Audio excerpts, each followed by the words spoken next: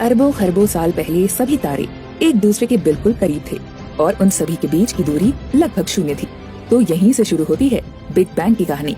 जब आज से कई साल पहले सभी तारे एक दूसरे के भीतर समाहित हुए थे, तब एक बड़े तारे का घनत्व बहुत अधिक हो गया था, क्योंकि उस एक तारे का द्रव्यमान बहुत ज्यादा था।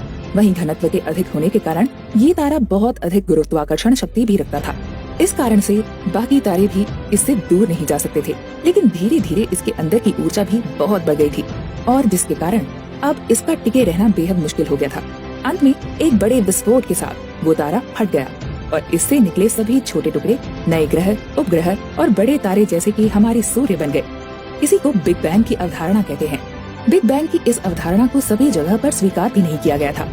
जैसे कि साल 1948 में दो भौतिकविद मैंडी और थॉमस गोल्डन ने ये कहा था कि आकाश गंगाएं हमेशा से ही एक दूसरे से दूर जाती रही है, पर जैसे ही पहले की आकाश गंगाएं एक दूसरे से दूर जाती है तो नई आकाश गंगाएं उनके स्थान ले लेती है और ये प्रकरण निरंतर चलता रहता है। इसलिए आज से अरबों खरबों वर्षों पहले भी ब्रह्मांड ऐसे ही था जैसे कि वो आज नजर आता है। इसके अलावा कुछ प्रयोग ऐसे भी हुए हैं जो इस बिग बैंग अवधारणा को समर्थन देते हैं, जैसे कि विल्सन और पेनरोज के प्रयोग, जिनसे ये पता चलता है कि ब्रह्मांड पहले ज्यादा सघन हुआ करता था, यानी कि आकाश गंगा पहले एक दूसरे के ज्यादा करीब थी। इसके साथ साथ दो रूस के वैज्ञानिकों हाईजैक और एवर्जन ने साल 1963 में बिग बैंग अवधारणा को नए दावों के साथ समर्थन दिया था। इसके लिए उन्होंने फ्रेडमैन के अनुमानों का सहारा लिया और उन्होंने कहा था कि हम जानते हैं कि ब्रह्मांड में आकाश गंगाएं एक दूसरे से लगातार दूर जा रही है। एक वक्त था जब वो एक दूसरे के पास हुआ करते थे। तो इस अनुमान को समझाने के लिए सबसे पहला तरीका ये है कि हम ये माने कि ब्रह्मांड की शुरुआत बिग बैंग से हुई है। मगर दोनों ही वैज्ञानिकों के सिद्धांत में ज्यादा आधार नहीं होने के कारण साल 1970 में उन्होंने खुद ही अपने इन दावों से अपने हाथ पीछे खींच लिए थे। इस अवधारणा को नए आयाम सन 1965 में ब्रिटिश भौतिकवाद पेनरोज द्वारा दिया गया था। उन्होंने सापेक्षता के सिद्धांत को ध्यान में रखते हुए ये बताया था कि गुरुत्वाकर्षण बल सदैव आकर्षण की प्रकृति का होता है और कई बार ऐसा होता है कि एक तारा अपनी ही गुरुत्वाकर्षण क्षेत्र में फंस जाता है। इससे वो अपने आप को एक केंद्र पर खींचने लगता है और अंत में वहाँ पर आयतन शून्य हो जाता है। इसके कारण उस जगह घनत्व अनंत तक पहुँच जाता है और इसी को ब्लैक होल भी कहा गया है। ब्लैक होल एक ऐसी चीज है जो ब्रह्मांड में उपस्थित किसी भी वस्तु को अपनी ओर खींच लेती है। इसका गुरुत्वाकर्षण क्षेत्र इतना मजबूत होता है कि प्रकाश भी इससे बचकर नहीं निकल सकता है। वास्तव में ब्लैक होल एक सामान्य प्रकार के तारे ही होते हैं जो बेहद ज्यादा सघन होते हैं। हालांकि आज तक किसी ने भी ब्लैक होल को नहीं देखा, लेकिन कई सारे प्रयोग और यहाँ तक कि अंतरिक्ष में घूम रहे मानव निर्मित उपग्रहों द्वारा ब्लैक होल की उपस्थिति का अनुमान लगाया गया है। वर्तमान में जो चीज अंतरिक्ष वैज्ञानिकों को सबसे ज्यादा आकर्षित करती है वो ब्लैक होल ही है। इसका बड़ा कारण ये है कि ब्लैक होल की असीम गुरुत्वाकर्षण शक्ति के अलावा हम इसके बारे में और अधिक जानकारी नहीं रखते हैं। स्टीफन हॉकिंग ने ब्लैक होल पर बहुत अधिक और गहन अध्ययन किया है। इसी के दम पर उन्होंने ब्लैक होल के बारे में कई रहस्यमयी बातों को उजागर भी किया है। अब आप सोच रहे होंगे कि आखिरकार इससे ये कैसे साबित हुआ कि ब्रह्मांड की शुरुआत बिग बैंग से हुई है। तो आपको बता दें कि जब पेनरोज अपनी पीएचडी इस सिद्धांत पर कर रहे थे तो उन्होंने ये देखा कि यदि उन्हें अपने सिद्धांत को सही साबित करने के लिए उन्हें ये मानना पड़ रहा है कि ब्रह्मांड अनंत तक फैला हुआ है, वहीं ब्रह्मांड भी तभी चल सकता है जब ब्रह्मांड की शुरुआत किसी बड़े धमाके के साथ हो, जिससे कि सभी आकाश गंगाएं बहुत ही तेज गति से एक दूसरे से दूर जाती रहें। ब्लैक होल का राज। ब्लैक होल शब्द का पहली बार प्रयोग 20वीं सदी के मध्य में हुआ था, लेकिन इसका आधार इससे 200 साल पहले ही रद्द कर दिया गया था। दरअसल ये धारणा एक विज्ञान की बड़ी बहस के चलते सामने आई थी। 18वीं सदी में वैज्ञानिकों के दो गुट बने हुए थे। उनमें से एक गुट का ये मानना था कि प्रकाश कणों से बना हुआ है और दूसरे गुट का ये मानना था कि प्रकाश तरंगों से बना हुआ है। आज हम जानते हैं कि प्रकाश इन दोनों ही चीजों से बना हुआ है, क्योंकि प्रकाश कण और तरंग दोनों ही भांति व्यवहार करते हैं। यदि प्रकाश कण से बना हुआ है तो इस पर गुरुत्वाकर्षण का फर्क पड़ना चाहिए। और कैम्ब्रिज में जॉन मिशेल इसी बात को लेकर अपना पीएचडी शोध पेपर लिख रहे थे। उन्होंने कहा था कि यदि कोई तारा बेहद बड़ा और भारी हो लेकिन उसका आकार बहुत छोटा हो तो इससे उसका घनत्व बहुत बढ़ जाएगा और उसका गुरुत्वाकर्षण क्षेत्र इतना मजबूत हो जाएगा कि प्रकाश भी इससे बचकर नहीं निकल पाएगा। मिशेल ने ये सुझाव दिया था कि ब्रह्मांड में संभवतः ऐसे करोड़ों तारे हैं जिनका गुरुत्वाकर्षण बल बेहद शक्तिशाली है। हालांकि अब तक हम इन्हें देखने में सफल नहीं हो पाए हैं, क्योंकि इनसे आने वाली रोशनी इनके प्रबल गुरुत्वाकर्षण बल के कारण हम तक पहुंच नहीं पाई है। मिशेल के इन्हीं तारों को आज ब्लैक होल कहा जाता है, क्योंकि ये अंतरिक्ष में एक काले रिक्त स्थान की भांति मौजूद हैं। हालांकि उस वक्त समस्या ये आई थी कि वैज्ञानिक इस बात को मानने से इनकार कर रहे थे कि प्रकाश पर गुरुत्वाकर्षण का कोई प्रभाव पड़ सकता है, और सन 1700 से लेकर सन 1915 तक ये धारणा वैज्ञानिकों के दिमाग में बनी रही। जब साल 1915 में आइंस्टाइन ने अपनी सापेक्षता का सिद्धांत दिया, तब जाकर वैज्ञानिकों को ये लगा कि प्रकाश भी गुरुत्वाकर्षण से प्रभावित होता है। वहीं ब्लैक होल के निर्माण को समझने के लिए हमें एक तारे का जीवन चक्र समझना होगा। एक तारा तब बनता है जब उसके भीतर बड़ी मात्रा में गैस आपस में पास आने लगती है। इनके एक दूसरे के करीब आने के कारण भी गुरुत्वाकर्षण बल ही होता है।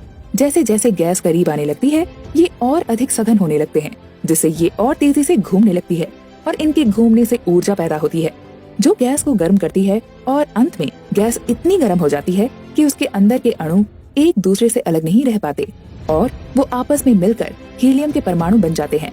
इस प्रक्रिया में असीम मात्रा में ऊर्जा पैदा होती है। आपको जानकर हैरानी होगी कि इसी प्रक्रिया का इस्तेमाल करके मानव ने दुनिया का सबसे खतरनाक बम, जो कि हाइड्रोजन बम है, वो बनाया है।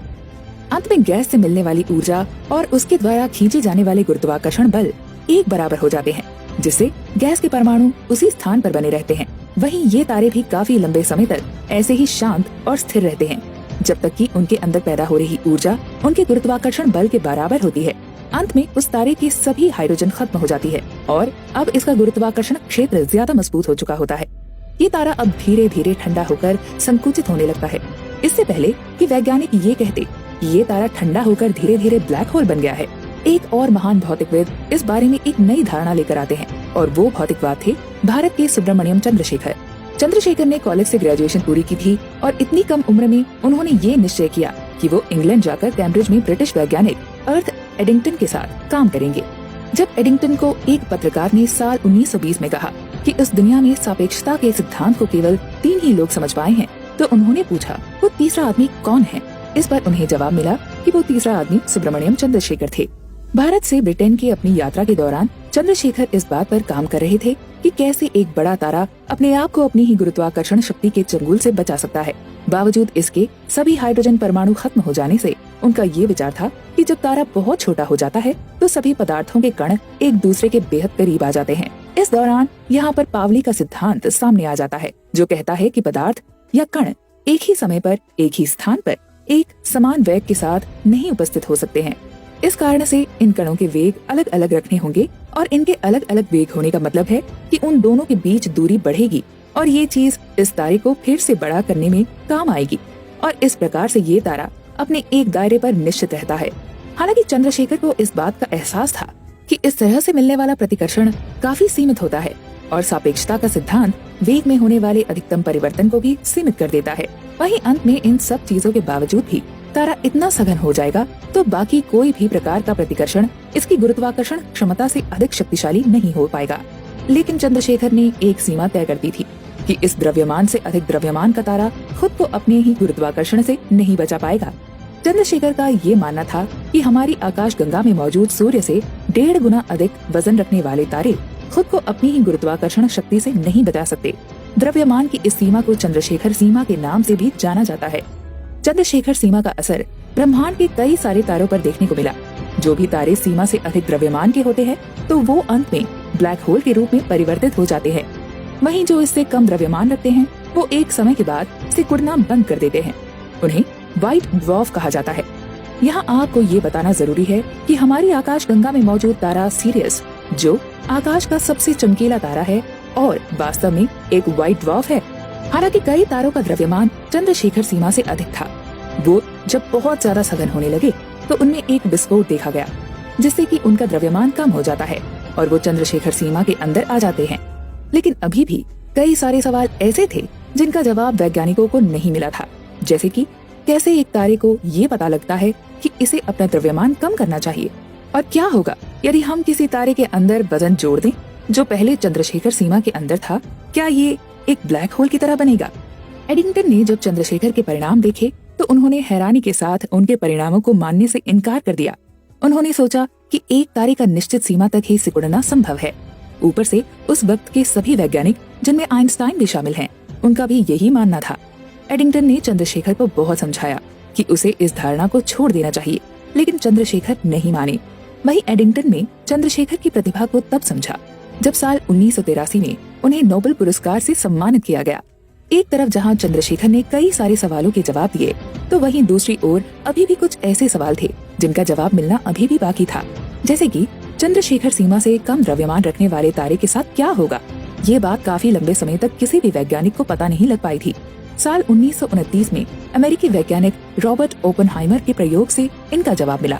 ओपेनहाइमर वो वैज्ञानिक हैं जिन्होंने दुनिया के प्रथम परमाणु बम का आविष्कार किया और परमाणु प्रोग्राम को बिल्कुल करीब से देखा, जिससे वो इसकी सारी यांत्रिकी समझ पाए। ओपेनहाइमर ने अपने प्रयोगों के जरिए ये कहा था कि ऐसे तारों का गुरुत्वाकर्षण क्षेत्र अंतरिक्ष में प्रकाश के रास्तों को मोड़ता है और धीरे धीरे ये तारे और सघन हो जाते हैं। इसके साथ ही प्रकाश का इनकी ओर मुड़ना अधिक होने लगता है और अंत में प्रकाश के लिए मुश्किल हो जाता है कि वो इस प्रकार के तारों से बचकर निकल सके। तब तक वो तारा इतना सघन हो चुका होता है कि वो बिल्कुल छोटा बन चुका होता है और इसके गुरुत्वाकर्षण क्षेत्र भी बेहद मजबूत हो चुके होते हैं। वहीं अब प्रकाश भी इससे बचकर नहीं निकल सकता है। आइंस्टाइन के सापेक्षता सिद्धांत से ये साफ होता है कि प्रकाश से तेज इस ब्रह्मांड में कोई भी चीज नहीं है, इसलिए कोई भी चीज ब्लैक होल के गुरुत्वाकर्षण क्षेत्र से बचकर नहीं निकल सकती है। अब बात आती है ऐसे ब्लैक होल्स और ऐसे तारों के ब्लैक होल बनने के समय की। तो आज तक हमें इन तारों के ब्लैक होल बनने के सही समय के बारे में जानकारी नहीं मिल पाई है, क्योंकि समय खुद एक प्रकार की बीमा है जो कि पूरे ब्रह्मांड में एक सा नहीं है और ये पूर्णतः देखने वाले व्यक्ति की स्थिति पर निर्भर करता है। एक बार विचार कीजिए कि आप पृथ्वी पर एक रडार में बैठे हैं और दूसरा व्यक्ति अंतरिक्ष से तारों को ब्लैक होल बनते हुए देख रहा है। इस रडार की मदद से वो अंतरिक्ष से सिग्नल ले रहे थे। उसकी घड़ी के अनुसार ठीक 11 बजे वो व्यक्ति आपको सिग्नल भेजता है कि ये तारा ब्लैक होल बनना शुरू हो चुका है, लेकिन जब तक वो सिग्नल आप तक पहुंचेगा तब तक वो तारा पहले ही ब्लैक होल बन चुका होगा।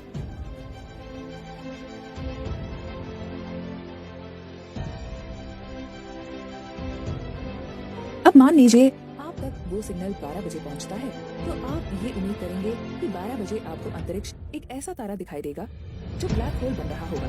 तो वास्तव में हमारे पास ऐसा कोई भी तरीका नहीं है जिससे कि हम समय में आने वाले इस तो ये theory of everything about big bang theory के बारे में ये तीसरा एपिसोड है। आई होप आप लोगों को बहुत अच्छा लगेगा और वीडियो को और इंटरेस्टिंग बनाने के लिए बहुत सारी चीज़ें ऐड किया है। तो प्लीज़ चैनल को सब्सक्राइब करें, लाइक करें, शेयर करें। धन्यवाद।